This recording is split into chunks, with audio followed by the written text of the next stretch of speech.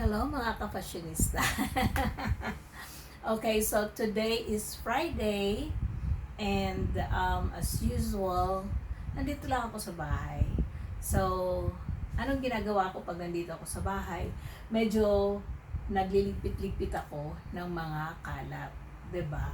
So, as you can see, ginanyan ko yung aking patungan ng TV. Kasi yung TV ko, wala na siyang picture. Naririnig ko yung sound, tapos wala siyang picture na lumalabas.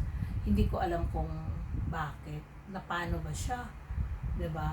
At dito sa Thailand, wala akong alam na paayusan ng TV. 'Di ba? So kung meron akong viewers from Thailand na may ma-recommend sa akin na mag-aayos ng TV, please go so. Kasi wala eh. Ayoko namang bumili ng bago kasi di naman ako laging nanonood. Siguro nga kaya siya nasira, kaya siya nawasira yung picture kasi hindi siya masyadong nagagamit, 'di ba? So ayan. Ay, pasensya na. 'Di ba? Ang taba-taba ko. So, ayan, nilagay ko dito lahat. Sasabihin nyo, ano to? Ano to? Ito yung aking Lucky Charm, 'di ba? Kasi nagbibenta-benta tayo ng mga kung ano-ano online, 'di ba? Jewelries, clothes, shoes, bags, etc. 'Di ba? So, ito daw ay papaswerte, 'di ba? So, ayan, meron din akong elephant dito na pinaniniwalaan na, uy, bakit putol ako? Teka nga. Okay, so dito tayo. So, meron akong elephant dito na pinaniniwalaan na lucky, di ba? Nagdadala siya ng luck kung ang kanyang dito ay paganyan. Di ba? Hindi siya pa-curve. 'Di ba? So, ayan. So, kailangan daw facing towards the door. Okay, so, ang paglagay ko ay ganyan. 'Di ba? Tapos, meron akong mga bonsai plants dito na mura lang naman yan dito sa Thailand. Mga bonsai. Yan, 'di ba? So, meron din akong lovebirds. May lovebirds na hindi ko to binili. I did not buy this. Ano to? Parang sa pinsan ko yata to na umuwi na ng Pilipinas. Kasi napamana niya sa akin yung kanyang mga kagamitan, 'di ba? So, ayan. So, meron din tayo. Ang hirap naman. Teka nga. Iangat natin sa taas. Okay. Ay, ayun na. Yan. So, meron din tayong mga ganitong mga anek-anek. 'Di ba? Ganyan siya. Mahilig kasi ako sa mga pang-display. Tapos, ilalagyan ko siya ng diffuser. 'Di ba? Diffuser para mabango ang bahay. 'Di ba? So, ayan. Tapos, diffuser. Mayroon din akong diffuser. Normally, ang diffuser ko mixed, 'di ba? Ito ay ano siya, vanilla. Vanilla yung ano niya, yung smell. Ito namang purple, lavender, okay? Ito naman siya, nasa white bicycle siya, 'di ba? Cute. Yeah. Ito naman siya, lemongrass, 'di ba? So, imagine niyo na lang yung smell ng aking unit, 'di ba? So, good smell. Okay, so ito ay Christmas, si Santa at saka yung snowman. Hindi ko na siya tinago. Diyan na lang sila. Tapos mahilig ako sa mga scented candles. 'Di ba pag stress ka from work, tapos stress ka sa life, stress ka sa work, tapos pag uwi mo, nahihiga ko dyan sa sofa, Tapos dinisindihan ko yung mga candles. And yeah, it gives me a relaxation. Hi! Ano daw? Tapos meron akong bird inside a cage. Diba? Ang cute niya. Hindi siya real bird, but I love it. It's a parrot. Diba? Because I'm talkative. Yun. Tapos, meron akong roses inside a glass. Bigay ito sa akin Valentine. Years ago. Tapos, another scented candles. Yung iba, sinindihan ko na sa pilot. Diba? Mahilig kasi ako talaga. Tapos, meron akong bonsai. Okay? Tapos, meron akong diffuser dito na ginagamit ko to sa kwarto or dito din pag medyo nagluto ako ng something, 'di ba? Na medyo maamoy. Tapos itong bote na to, Itong bote na to, nabili ko to sa isang okay shop dito sa Thailand na nagbebenta ng mga old stuff. Okay? So siguro napansin nyo din to, no? Ano to? Ito ay bigas. Ang laman nito ay rice. Na sabi nila, pag nilagay mo daw sa door, 'di ba? It brings prosperity. So, hindi naman yun ibig sabihin na yayaman, 'di ba? Hindi naman 'yun ibig sabihin na yayaman, hindi naman. Yung sa akin, hindi naman ako yumayaman, 'di ba? Pero nairaraos, 'di ba?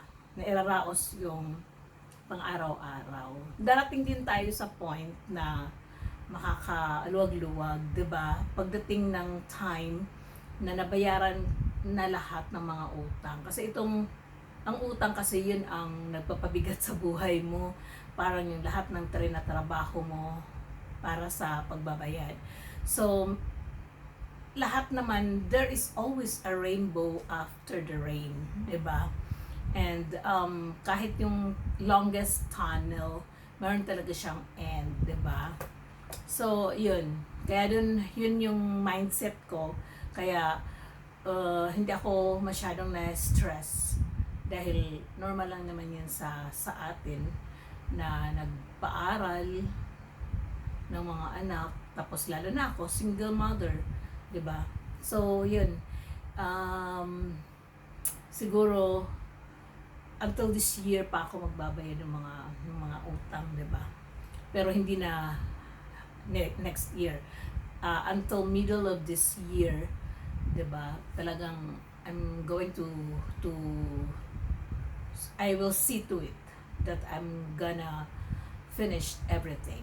I will gonna finish everything. Okay, meron pa pala ako dito, 'di ba? Ano nga ba 'to?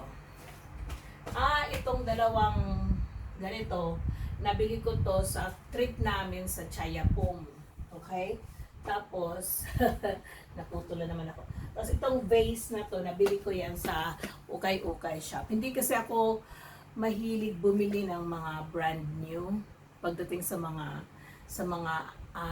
pang-display. Gusto ko kasi yung mga antique, 'di ba? Yun. Mas sabi nila mas mahal daw yung antique. No.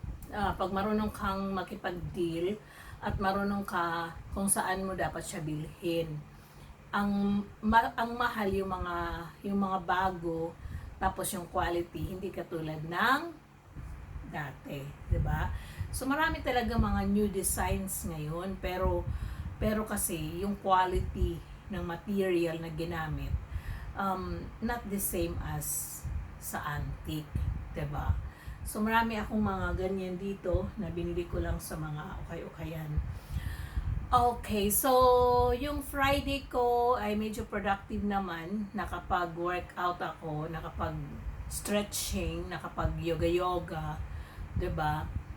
Gusto ko namang pumunta doon sa gym pero tinatamad ako dahil sobrang init. So, dito lang tayo. Nakapag-ayos na ako, marami na akong naayos. Like that. 'Di ba? Medyo lesser na yung aking shoes sings kasi namigay na ako. Nag-let go na ako ng mga shoes, lalo na yung nasa box ko na hindi ko na ginagamit hindi ko na talaga siya nagagamit for longest time. Tapos good quality naman siya. Kaya ayun, hindi ko na pinamigay ko na, 'di ba, para mapakinabangan pa. I have lots of slippers na magagamit pa ng mga tao, 'di ba? Kaya binigay ko na sa mga workers dito sa condo, yung mga naglilinis, yung mga yung mga nagtatrabaho dito, pati mga bags na wala siyang damage pero hindi ko na talaga siya nagagamit. So kasi may mga bago na naman akong bags na mga bigay, kaya binigay ko na rin sa iba para naman magamit nila, ma-enjoy naman nila. And also yung mga clothes ko, 'di ba? Yung iba medyo kasi may pagka-formal. So yung mga formal binibigay ko sa mga kaibigan ko na mga teachers din kasi sila ang makakagamit nun.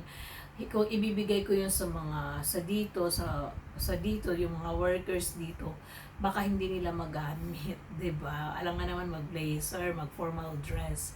So mga shirts and jeans, yun ang binibigay ko sa kanila.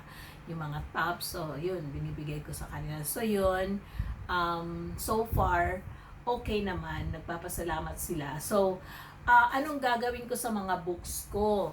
Pakita ko sa inyo, ha? Ayan, I have lots of books, and I have lots of books over there and everywhere in my house. Okay, so anong gagawin ko sa books?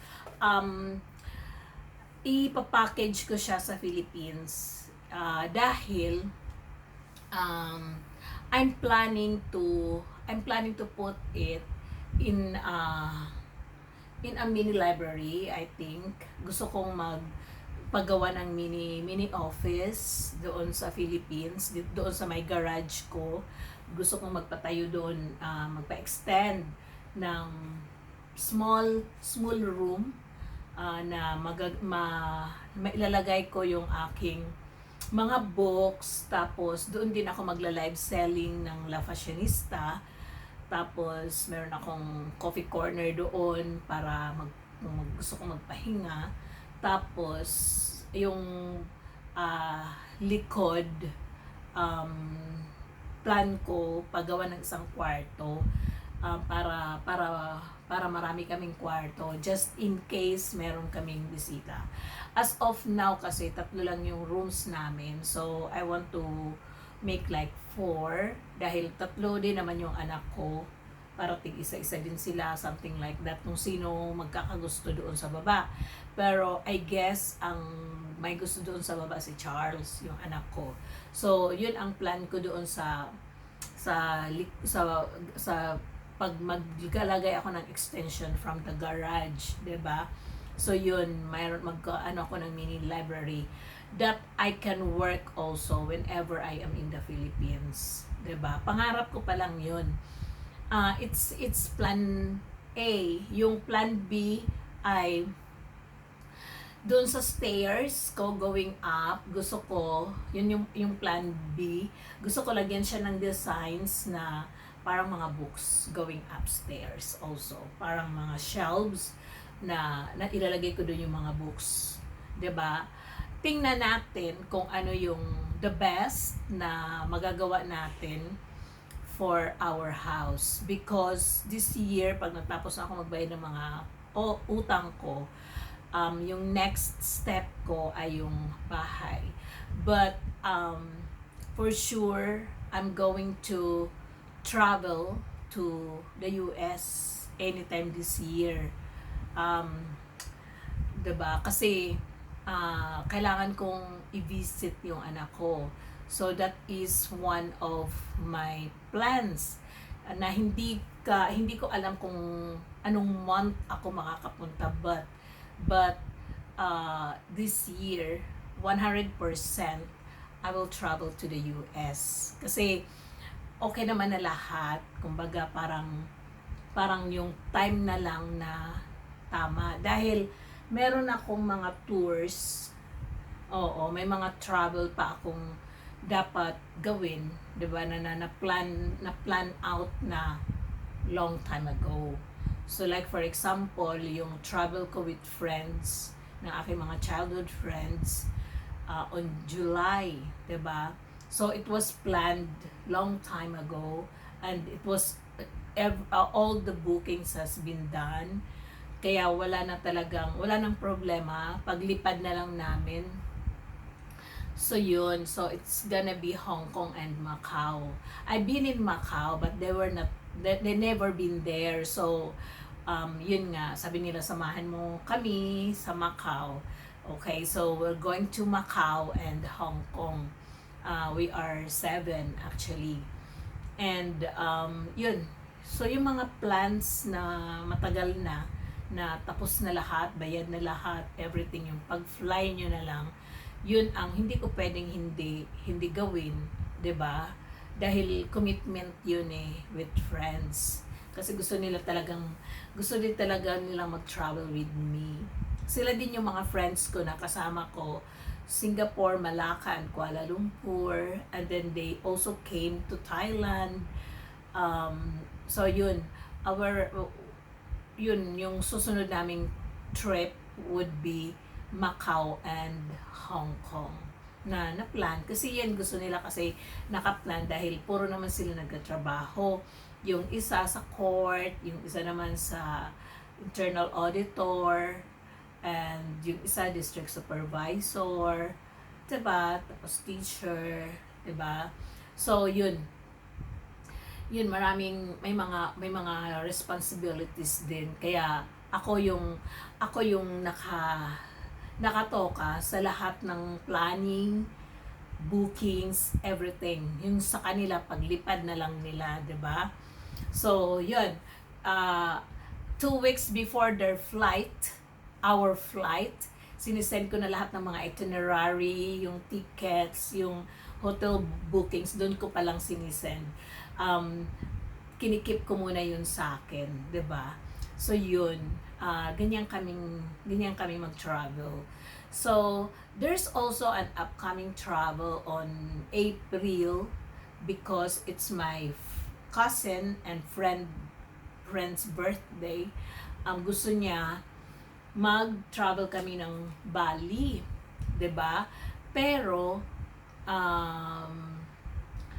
hindi pa sure yung date, kasi yung birthday niya April 24. So hindi pa yun sure na date. Titingnan ko pa kung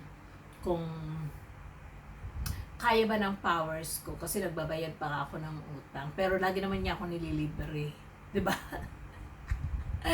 Libre lang niya ako, kaya it's fine, 'di ba? Yung sa akin naman lilipad lang, tapos companion, ganyan. So ako lang taga-book. Ako ang taga-book ng lahat. Binubuk ako ng ticket, nagbubook ako ng mga hotels, that's it. Sila ang taga-bayad, taga-book lang ako. So, I am happy na meron akong mga friends na ganon, na mahal nila ako, and they trusted me so much, 'di ba? Yun. So, ayan, kaya walang urong-sulong sa mga travels namin. Go, go, go! 'Di ba? So, yan. Yun lang yung Saturday ko. And I hope you like this video, kahit na personal lang talaga. And if you are new to my channel, please don't forget to click the like button and the notification bell. Kahit hindi nyo na i-share. 'Di ba? Mag-comment na lang kayo. Okay? Kung gusto niyo magpa-shout out, talaga. Okay, bye for now, and thank you for watching my shorts. Yung mga shorts videos ko. Thank you for watching, and thank you for subscribing. Nakikita ko na growing naman yung channel ko kahit papano, kahit hindi ako masyadong active. But I'm trying to be active. Bye for now, and have a nice weekend, everyone. Bye! Bye!